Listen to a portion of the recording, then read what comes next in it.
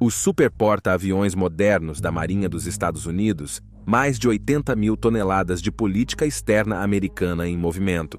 Cada um desses incríveis navios carrega mais poder de fogo do que a maioria das nações na Terra e, portanto, são a expressão máxima do poderio militar dos EUA. Disse que sempre que houve uma crise em qualquer lugar do mundo nos últimos 80 anos, a primeira pergunta que o presidente dos EUA em exercício fez é: onde está o porta-aviões mais próximo? O USS Kitty Hawk CV-60 e 3 primeiro autênticos super porta-aviões foi comissionado para o serviço americano em 29 de abril de 1961, enquanto muitos porta-aviões da Segunda Guerra ainda serviam na frota. Essas superarmas da Segunda Guerra Mundial eram pouco mais da metade do tamanho do Kitty Hawk, mas foi a sua experiência de combate duramente conquistada que tornou o super porta-aviões possível. O Kitty Hawk incorporou todas as lições da Segunda Guerra Mundial e, como tal, parecia um mundo distante da era de seus predecessores com deck de madeira reto. No entanto, durante as últimas etapas da guerra, havia um porta-aviões em serviço, embora brevemente, que em termos de escala poderia pelo menos ser considerado um precursor direto do revolucionário navio de 1961. No episódio de hoje, vamos olhar para o contexto, concepção e destinos finais do Shinano da Marinha Imperial Japonesa, o super porta-aviões malfadado da Segunda Guerra Mundial. Bem-vindo às Guerras do Mundo.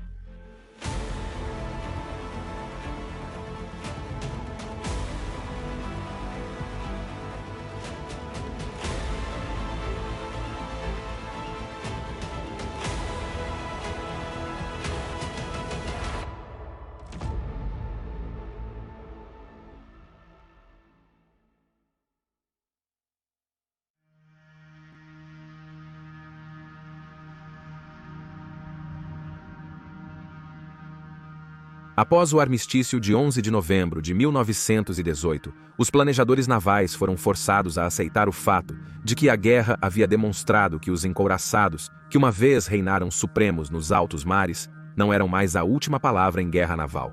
Estudando o registro de combate dos encouraçados, eles desempenharam um papel significativamente menos decisivo do que se antecipava antes de 1914, enquanto embarcações menores, como cruzadores e especialmente destroyers, assumiram uma ampla gama de funções, custando apenas uma fração para construir. Além disso, a introdução de torpedos explosivos de alta potência significava que até mesmo um pequeno destroyer agora tinha o poder de fogo para desafiar seriamente um encouraçado. Mas foi essa nova arma, aliada a duas outras inovações na guerra naval, que parecia realmente sinalizar o fim desses Golias navais. Em primeiro lugar, o submarino provou muito cedo na guerra ser capaz de neutralizar até mesmo os maiores encouraçados, muitas vezes sem que a tripulação-alvo sequer soubesse que estava sob ataque, até que fosse tarde demais. Em segundo lugar, as aeronaves haviam crescido exponencialmente em capacidade durante a guerra, ao ponto de terem passado de tipos de observação leves para agora serem capazes de carregar grandes torpedos e bombas pesadas. No entanto, não é possível simplesmente alterar a mentalidade antiga. Após cerca de 80 anos, construindo encouraçados com a filosofia de que maior é melhor, da noite para o dia. Diante da nova realidade de aeronaves e submarinos, os planejadores navais se dividiram em dois grupos. Aqueles que se apegaram à noção de que não importa o que, o poder de fogo e a armadura do encouraçado o manteriam no topo em qualquer futuro conflito naval, e os outros que viam o encouraçado como rapidamente se aproximando da obsolescência, e sentiam que o dinheiro e os recursos que eles consumiam seriam melhor investidos em novos sistemas de armas. O Tratado Naval de Washington de 1922 auxiliou o último grupo a inclinar o equilíbrio a seu favor, já que o acordo visava limitar o número de encouraçados navegando nos oceanos do mundo como parte de um esforço diplomático geral destinado a prevenir outra grande guerra. Isso resultou em diversos cascos de encouraçados em estaleiros se tornando ilegais, sendo muitos convertidos nos primeiros porta-aviões. Contudo, a discussão sobre se o futuro pertenceria ao encouraçado ou ao porta-aviões não foi resolvida antes da Segunda Guerra Mundial, mesmo com evidências crescentes da vulnerabilidade dos encouraçados ao aumento dos aviões e submarinos. Mas a forte velha guarda que apoiava os encouraçados era difícil de ser desalojada. Apenas duas grandes potências emergentes da Grande Guerra pareciam isentas deste debate, por razões bastante distintas. O primeiro foi a União Soviética, que após a Revolução de Outubro, se viu herdando uma frota desorganizada de vários encouraçados antigos dos dias da Marinha do Czar. Com o novo regime soviético quase exclusivamente preocupado com a guerra terrestre, dado a extensão de suas fronteiras, o Exército Vermelho sempre teve prioridade, com a Marinha Soviética desmantelando todos, exceto 4 de seus encouraçados, poupando apenas os 4 números recentemente concluídos da classe Gangut. E mesmo estes foram em grande parte negligenciados. A outra potência era o Império Japonês, que desde o início do século XX estava em ascensão para se tornar a primeira verdadeira superpotência asiática. Sendo uma nação insular, a Marinha Imperial Japonesa assumiu uma importância especial quando se tratava de proteger o Império, particularmente quando os líderes japoneses começaram seus planos de expansão para o Sudeste Asiático e para o Pacífico, algo que certamente colocaria em desacordo com as antigas potências europeias e americanas. Construindo sua força nas décadas de 1920 e 30, o Japão produziu uma vasta frota de navios de superfície, predominantemente destroyers e cruzadores, mas também foi um dos poucos a lançar novos couraçados na era imediatamente pós-guerra, nomeadamente os 2 navios da classe Nagato. Ao mesmo tempo, e com a assistência oficial e às vezes não oficial de engenheiros britânicos, o Japão também estava construindo uma frota significativa de porta-aviões e estava ganhando experiência vital em operações de combate naval durante o crescente conflito na Manchúria.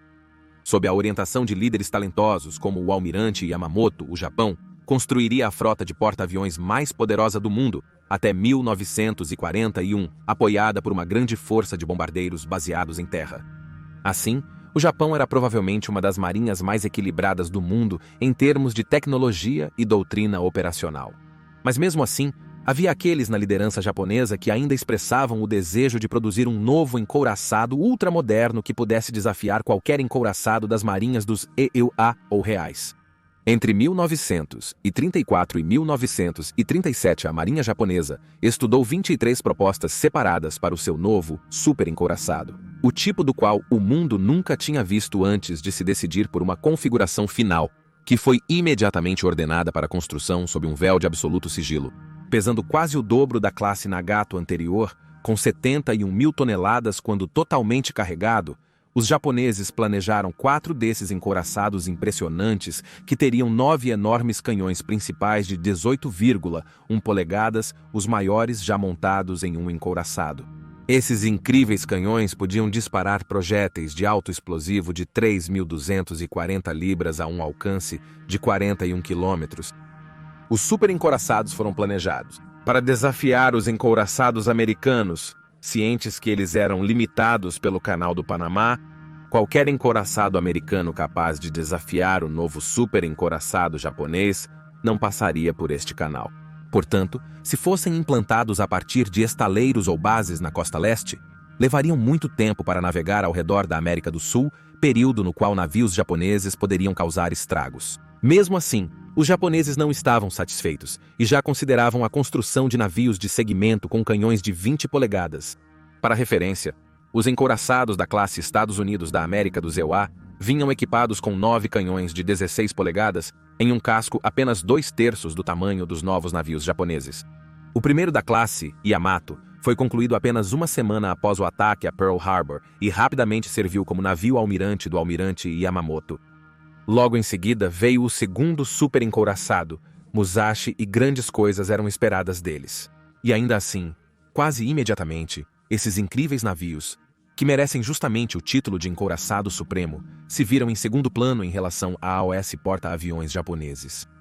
Além de devastar a frota americana em Pearl, os aviões japoneses também entregaram outra vitória-chave para a Marinha Imperial Japonesa quando afundaram os navios de guerra britânicos HMS Príncipe de Gales e HMS Repulse. Eles também foram um fator decisivo durante a Batalha do Mar do Coral, em maio de 1942. O que é tão fascinante sobre esta batalha em particular é que os navios de nenhum dos lados jamais se viram, as armas usadas sendo aeronaves, com os canhões dos navios servindo apenas para defesa. Com essa nova realidade finalmente sendo aceita pelos almirantes do mundo, a perda de 4 porta-aviões do Japão durante a Batalha de Midway, em junho de 1942, foi apreciada como o ponto em que os planos de Tóquio para a conquista no Pacífico chegaram a um impasse. foi um golpe do qual o Japão nunca se recuperaria. Enquanto isso, apesar de todo o orgulho e prestígio concedidos a eles pelo povo japonês, os super-encouraçados tiveram carreiras de combate pouco inspiradoras, sem cumprir suas promessas até que ambos foram eventualmente afundados por aeronaves americanas nas últimas etapas da guerra. Se esses encouraçados tivessem desaparecido 20 anos antes, seriam invencíveis. Como estavam, eles sofriam um destino semelhante ao dos samurais que empunhavam espadas antigamente, quando confrontados com inimigos equipados com novas armas que podiam matar de longe.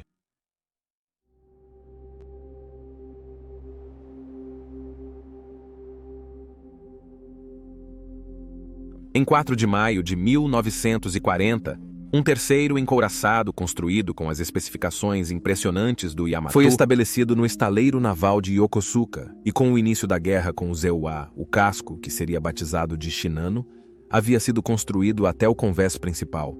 O trabalho em outra embarcação, casco número 111, também começou, porém está menos avançado. A construção foi então interrompida imediatamente após o ataque a Pearl Harbor. E nos meses seguintes, questões sobre a necessidade desses 2 novos super-encouraçados começaram a surgir nas mentes dos almirantes japoneses. As perdas na Batalha de Midway intensificaram a oposição à construção de encouraçados caros, principalmente considerando que a marinha japonesa lutava para substituir seus porta-aviões perdidos. Vários navios civis em posse japonesa foram rapidamente colocados em estaleiros e reconstruídos como porta-aviões tripulados, incluindo o transatlântico alemão SS Scharnhorst, que se encontrava preso no Japão no início da guerra. Infelizmente para os japoneses, esses navios frequentemente não possuíam todas as funcionalidades dos porta-aviões reais, sendo às vezes apenas pistas flutuantes. Se isso não fosse suficiente, a liderança naval japonesa também parecia se encontrar atrapalhada com este programa de porta-aviões de emergência, com decisões muitas vezes estranhas e francamente desconcertantes sendo tomadas, que consumiam tempo e recursos para muito pouco, se houvesse benefício.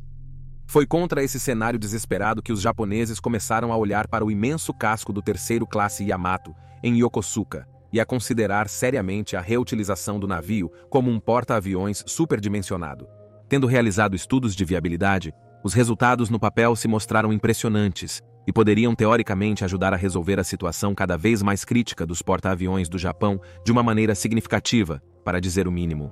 Equipado com um convés de voo que se estendia ao longo do navio e um convés de hangar abaixo para armazenamento e manutenção das aeronaves, o porta-aviões resultante seria o maior já colocado no mar por uma margem considerável, estendendo-se por 840 pés de comprimento na linha d'água, deslocando 68 mil toneladas mesmo sem suas aeronaves e possuindo uma ala aérea de até 150 caças e bombardeiros de torpedo.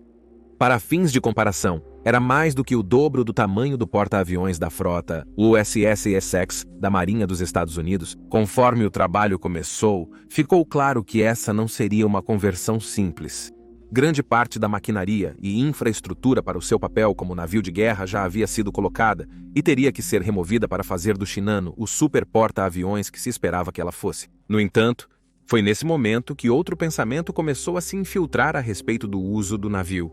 Agora, havia aqueles na almirantado japonês que viam o Shinano não como um porta-aviões operacional, mas sim como um porta-aviões de suporte.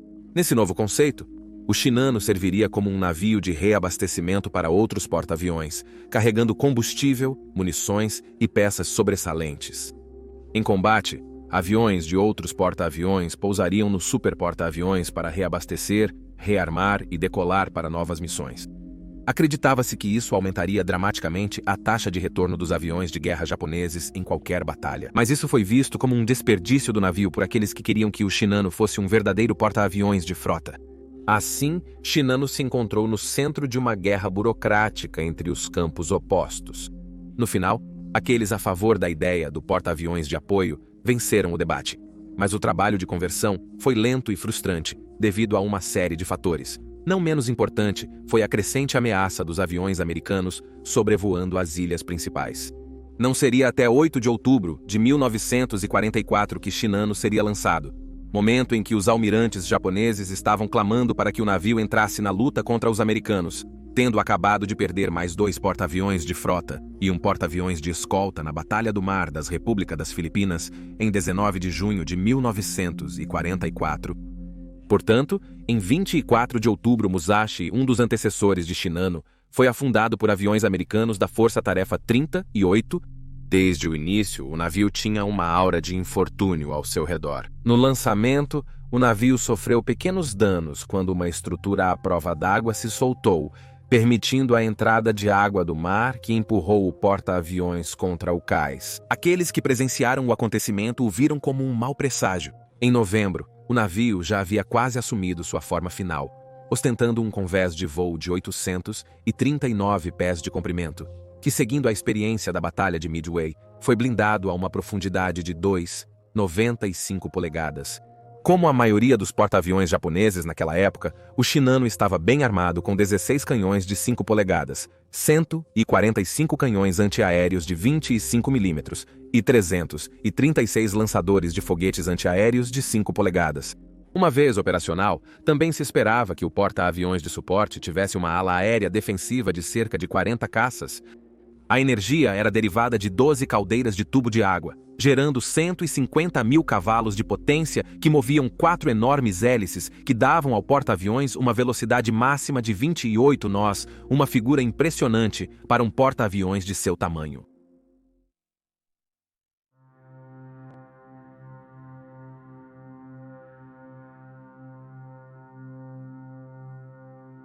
A detecção de um avião americano sobre Yokosuka perturbou os almirantes japoneses enquanto o Shinano iniciava testes marítimos limitados. Comandado pelo capitão Toshio Abe e comissionado para a frota em 19 de novembro de 1944, o super porta-aviões foi ordenado a navegar para a Coreia Hiroshima, onde seria mais protegido de ataques aéreos americanos. No entanto, Abe protestou contra essas ordens. Havia ainda bastante trabalho pendente, incluindo recursos de segurança inacabados, e a tripulação a bordo não estava totalmente preparada nem completa, o que exigiu o alistamento de trabalhadores do cais familiarizados com a embarcação para acompanhá-los no mar. Os almirantes japoneses, temendo um ataque americano iminente, deram ordem de zarpar na noite de 29 de novembro de 1944, na expectativa de que a escuridão protegesse o porta-aviões de possíveis aviões americanos à espreita. O navio partiu sem caças ou bombardeiros a bordo. Em vez disso, o Shinano transportava 50 bombas deslizantes Kamikaze Oka de um homem só e 6 barcos suicidas Shinyo que estavam sendo entregues à Coreia antes de serem enviados para as linhas de frente. Escoltando o porta-aviões estavam 3 destroyers, todos recém-retornados do combate. Na viagem, Abe logo soube que o grupo de porta-aviões detectou pelo menos um submarino americano na área, que ele presumiu ser parte de uma matilha de lobos americana. No entanto, desconhecido pelos japoneses, apenas um submarino americano estava por perto, nomeadamente o USS Archer Fish, sob o comando do comandante Joseph F. Enright. A tripulação de Enright navegava na superfície e, ao detectar o porta-aviões, confundiu-o com um petroleiro devido ao seu tamanho. Mas ao tentar atingir os alvos, o submarino mais lento não conseguiu dar perseguição. Para a surpresa de Enright, o alvo começou a zigue-zaguear, diminuindo seu progresso, permitindo que seu submarino o alcançasse. Foi apenas quando ele se aproximou que descobriu que estava seguindo um porta-aviões, e um grande, então ele se preparou para atacar. Após mergulhar para atacar logo após as 300 horas, Enright viu os alvos virando para o leste, proporcionando uma oportunidade ideal. 1 a 1, às 315 horas, 6 torpedos foram disparados contra o submarino de 1.500 toneladas e enviados diretamente para o porta-aviões de 68 mil toneladas, e aproximadamente 60 segundos depois, 4 deles atingiram o alvo. A parte traseira do porta-aviões foi abalada por explosões externas que rasgaram o navio, enquanto jatos de água subiam ao lado do casco. Enquanto isso, Enright fugiu, ciente de que 3 destroyers caçavam seu submarino. Ele e sua tripulação, no entanto, escaparam ilesos, mesmo após o lançamento de cargas de profundidade. O motivo do padrão em zigue-zague que o Shinano havia adotado era que Abe estava sob a crença de que havia mais de um submarino na área. Como tal, o zigue-zague teria tornado o navio um alvo mais difícil de atacar. Ele não poderia saber que, com apenas um submarino na área, ele havia efetivamente permitido que o comandante Enright o alcançasse e lhe apresentasse um alvo que simplesmente não podia ignorar. A água puxada pelos torpedos inundou o navio, que inclinou cerca de 10 graus para este bordo. No entanto, Abe estava confiante de que os procedimentos de controle de danos salvariam o navio, e por isso ordenou à sala de máquinas que mantivesse 18 nós, na tentativa de escapar de um segundo ataque da matilha de lobos que ele tinha certeza que o cercava. Infelizmente para ele e seus homens, todas as razões pelas quais ele havia protestado contra a ordem de navegar agora se manifestavam abaixo. Grande parte das portas à prova d'água planejadas, que deveriam conter a inundação, foram fechadas inadequadamente pela tripulação assustada ou nem foram instaladas antes de sair de Yokosuka. Como tal, a água do mar continuou a entrar no navio, consumindo todos os espaços que alcançava, mesmo onde as portas estavam corretamente instaladas e seguras. A água infiltrava-se por tubulações e fios danificados, não impermeabilizados, ao passar pelas anteparas. No entanto, a situação era ainda pior do que isso. Os torpedos iniciaram vários incêndios e, apesar do Shinano possuir equipamento de combate a incêndios, a tripulação não sabia usá-lo corretamente. Em algumas áreas do navio, apesar de mangueiras e bombas estarem por perto, a tripulação começou a criar uma corrente de baldes, passando baldes de água de um homem para o próximo em um esforço vão para apagar os incêndios. Os oficiais superiores que tentavam controlar a situação também se viram tendo que lidar com os trabalhadores do cais aterrorizados que haviam sido forçados a servir a bordo, agora se recusando a receber ordens e exigindo que abandonassem o navio. Quando a primeira luz surgiu no horizonte, relatórios da situação abaixo chegaram até Abe, que percebeu que a situação era muito pior do que ele inicialmente pensava. Ele finalmente começou a reduzir a velocidade, mas era muito pouco, muito tarde, e ele percebeu que seu navio nunca chegaria ao núcleo. Sua única esperança era corrigir a inclinação para estibordo, equilibrando as salas de máquinas do lado de bombordo e fixar cabos de reboque nos destroyers de escolta, que poderiam arrastar o navio ferido até a costa para ser encalhado. O contra-alagamento funcionou brevemente, mas em pouco tempo, a inclinação para estibordo aumentou a tal ponto que as válvulas de entrada de água sendo usadas no lado de bombordo para equilibrar o alagamento estavam fora da água e se tornaram ineficazes. Quanto aos esforços para encalhar o poderoso navio, os destroyers de 2.000 toneladas quase não ajudaram a mover o porta-aviões, faltando-lhes a potência para guiar o afundando Behemoth para qualquer lugar, não que isso importasse, pois logo os cabos de reboque se romperam. Ao meio da manhã, a inclinação começou a atingir 30 graus, e Abe finalmente aceitou que tudo estava perdido. Às 10h18, ele mandou a tripulação abandonar o super porta-aviões à beira da morte. Como era costume na marinha japonesa, tanto o retrato do imperador, quanto a imaculada nova bandeira deste navio ainda muito novo, foram recuperados pela tripulação. O retrato sendo amarrado às costas do suboficial Yamagishi antes dele pular no mar. Pouco depois, o Shinano não aguentou mais e virou antes de afundar nas ondas às 10h55, levando consigo 1.435 oficiais, marinheiros e trabalhadores civis, incluindo Abe. Quando afundou, o Shinano havia sido comissionado à frota japonesa apenas por 10 dias. Permanece como o maior porta-aviões a ter sido afundado em tempo de guerra e o maior navio já afundado por um submarino. O Shinano manteria seu título de maior porta-aviões já construído por quase 17 anos, até o lançamento do USS Kitty Hawk da Marinha dos Estados Unidos, finalmente destroná-lo em 1961. E aí você tem a história do Shinano. Por favor, deixe um comentário abaixo com suas próprias opiniões e reações e lembre-se de curtir este vídeo e se inscrever para apoiar o canal. Obrigado por assistir e te vejo na próxima vez.